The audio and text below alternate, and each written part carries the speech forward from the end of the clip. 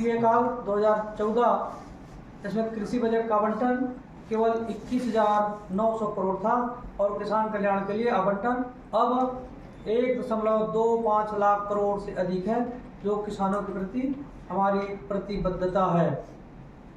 अर्थव्यवस्था का आकार 2014 में भारत दुनिया की 11वीं अर्थव्यवस्था थी, जो आज मोदी जी के सुधारों के बदौलत अब हम दुनिया की चौथी सबसे बड़ी अर्थव्यवस्था बन गए हैं और जल्द ही हम तीसरे स्थान में आने वाले हैं। पूर्वोत्तर पर ध्यान।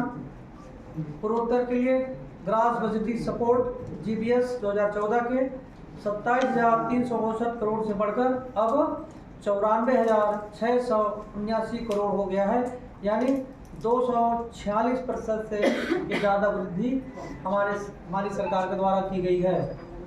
प्रधानमंत्री के विजन के अनुसार पूर्वोत्तर अब देश का ग्रोथ इंजन है। पूर्वोत्तर राज्यों में रेलवे कनेक्टिविटी को बढ़ावा देने के लिए 11,486 करोड़ का आवंटन है। तुलनात्मक रूप से 2014 से पहले इस क्षेत्र को रेलवे मार्ग पर लाने के लिए कोई स्पष्ट समय सीमा ही नहीं था। लोक भवन वादों के बजाय जन कल्याण और बुनियादी सुधारों को मोदी सरकार ने हमेशा प्राथमिकता दी है। रिफॉर्म एक्सप्रेस को गति देते हुए हमने 350 से अधिक सुधार लागू किए हैं।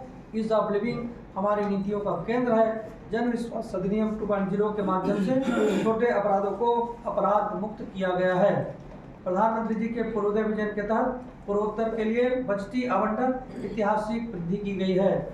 डोनर मंत्रालय को 6,812.30 करोड़ का अब तक का सबसे बड़ा बजट मिला है। रेलवे क्षेत्र में समूचे पूर्वोत्तर के लिए 11,486 करोड़ का आवंटन किए गए हैं, जबकि चालू परियोजनाओं का कुल मूल्य 72,468 करोड़ है। सिलीगुड़ी कॉरिडोर के रूप में सुरक्षा और निर्बाध आपूर्ति के लिए 34 किलोमीटर लंबी रणनीतिक भूमिगत रेलवे लाइन को मंजूरी दी गई है। Varanasi Siliguri high speed rail corridor उत्तर भारत और पूर्वी सीमा के बीच व्यापार और पर्यटन की दूरियां मिटाएगी। त्रिपुरा की अर्थव्यवस्था को वैश्विक स्तर पर ले जाने के लिए विशेष प्रावधान किए गए हैं।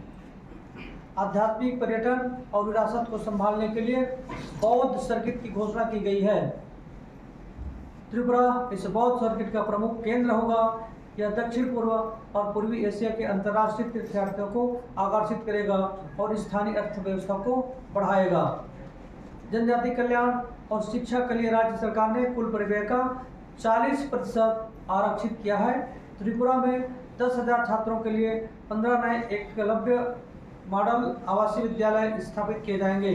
ग्रामीण बाल बालिकाओं की शिक्षा के लिए राज्य भर में 700 छात्रावासों का निर्माण होगा। रेलवे और बुनियादी ढांचा। अंतर्राष्ट्रीय संपर्क अगरतला अखौरा लिंक का पार ढुलाई के लिए पूरी तरह चालू है, जो बांग्लादेश के बंदरगाहों तक सीधी पहुंच देता है। वंदे भारत एक्सप्रेस त्रिपुरा और दक्षिण असम लाइनों का विद्युतीकरण पूरा हो चुका है। 2026 की शुरुआत में अगरतला और गुवाहाटी के बीच में वंदे भारत सेवा शुरू हो जाएगी। स्टेशन आधुनिकीकरण। अमृत भारत योजना के तहत अगरतला, उदयपुर, धर्मनगर और कुमारघाट स्टेशनों का 332 करोड़ से अधिक का कायाकल्प हो रहा है।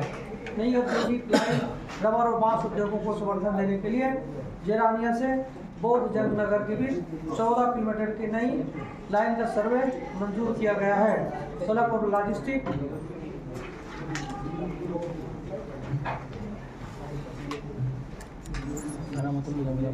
एनएच विस्तार 530 किलोमीटर से अधिक के 6 राष्ट्रीय राजमार्गों का कार्य प्रगति पर है।